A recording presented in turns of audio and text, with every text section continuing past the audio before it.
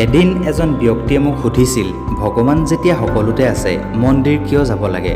মই উত্তৰ দিলোঁ, কিতাপতে সকলো জ্ঞান থাকে, তেন্তে আমি স্কুললৈ কিয় যাম? এবাৰ এজন ফৌজিক ATM গাৰ্ড এজনে সুধিলে, দাদা তুমি সদায় আহা আৰু 100 টকা উলিওৱা, ইয়াতকৈ ভাল যিমান তোমাৰ জৰুৰত ন, একেলগে কিয় উলিয়াই নোলোৱা?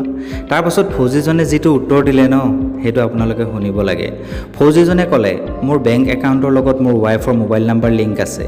যেতিয়া মই ইয়াৰ পৰা পইচা উলিয়াওঁ তেতিয়া মোৰ ৱাইফলৈ এটা মেছেজ যায়, যাৰ জৰিয়তে মোৰ ৱাইফ আৰু মোৰ ঘৰৰ মানুহখিনি আনন্দ পায় যে মই আজিও জিন্দা আছোঁ। তো এই কথাষাৰতে ফৌজি ভাইসকলৰ কাৰণে এটা চেলুট। বন্ধুসকল, আপোনালোকে জানেনে ডিজেল ইঞ্জিনৰ আৱিষ্কাৰ ৰুডল্ফ ডিজেলে কৰিছিল। কিন্তু বেয়া লগা কথা এইটো হয় যে 1913 চনত ৰুডল্ফ ডিজেলে আত্মহত্যা কৰিছিল।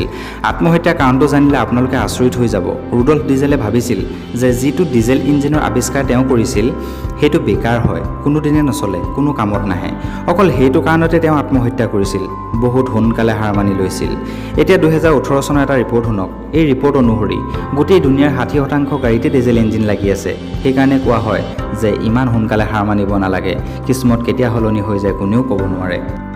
যদি আপুনি জীৱনত এই 3টা কথা মানি লয় তেন্তে আপোনাক সফল হোৱাত কোনো বাধা দিব নোৱাৰে। প্ৰথমতে, যেতিয়া আপোনাৰ দ্বাৰা কিবা এটা ভুল হৈ যায় তাক মানিবলৈ শিকক, তাক শুদ্ধ কৰক আৰু আগবাঢ়ি যাওক।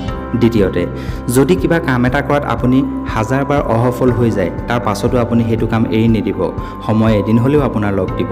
তৃতীয়তে, বেলেগৰ ওপৰত বিশ্বাস কৰাটো বহুত ভাল কথা, কিন্তু প্ৰথমে নিজৰ ওপৰত বিশ্বাস কৰিবলৈ শিকক।